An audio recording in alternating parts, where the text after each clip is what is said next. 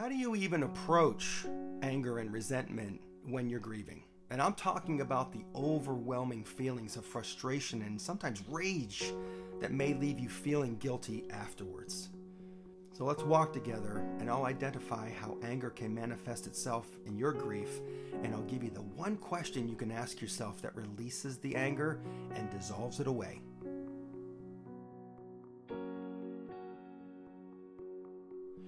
Hi friend, welcome back to Grief Questions Answered. I'm Eric, and it's my goal with these videos to share everything I've learned about how to survive, find support in the loneliness of grief, and how to intentionally get back up and live beyond the loss of a loved one. If this grief tip doesn't help you today, I am confident it can and will help you at some point in the future, so be sure to save this video to watch later on. And today's question comes from Natalie, who asked, how do I deal with the anger and the resentment? I feel like it's my biggest obstacle. Natalie, you're asking a really important question. You're calling out something that most of us really feel when we're grieving, and that is anger. And while anger is one of the 5 stages of grief, we know that this journey isn't linear.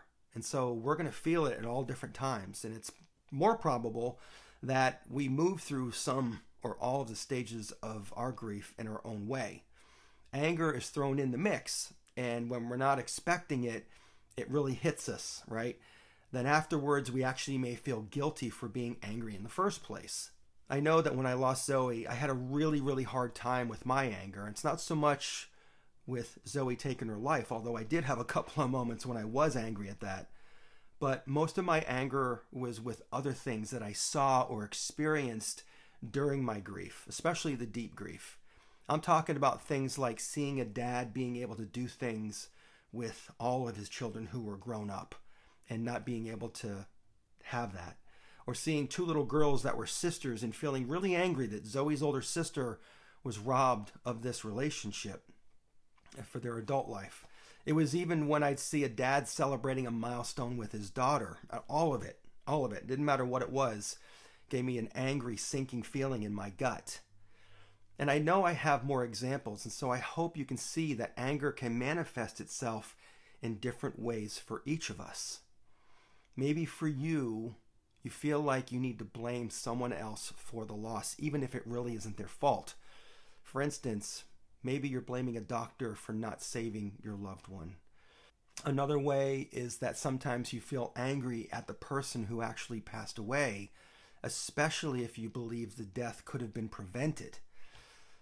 You may be angry at your higher power for allowing the loss to occur, and I know a lot of people wrestle with that one. You might be envious of others who haven't experienced the same type of loss, which can lead to feelings of resentment.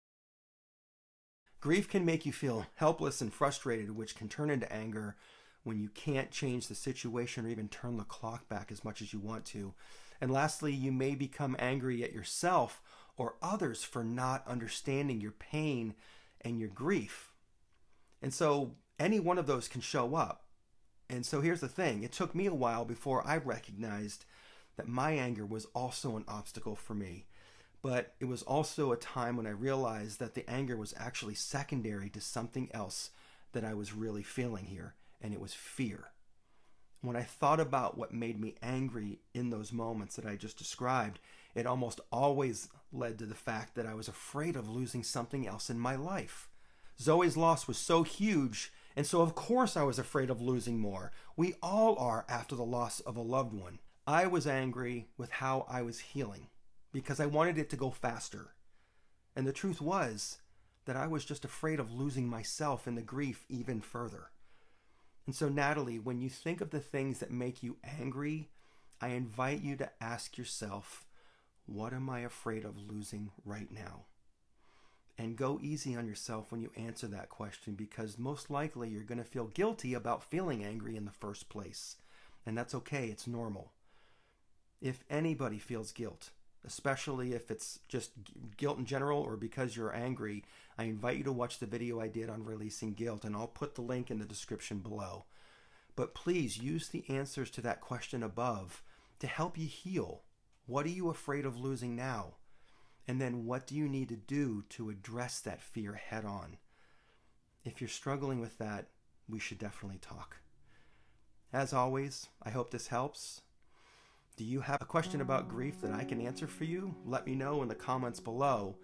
And if you haven't done so yet, click that subscribe button down below, as this is one of the best ways to get notified of new videos just like this and to show support for the channel. Let's walk together, and I'll see you in next week's video.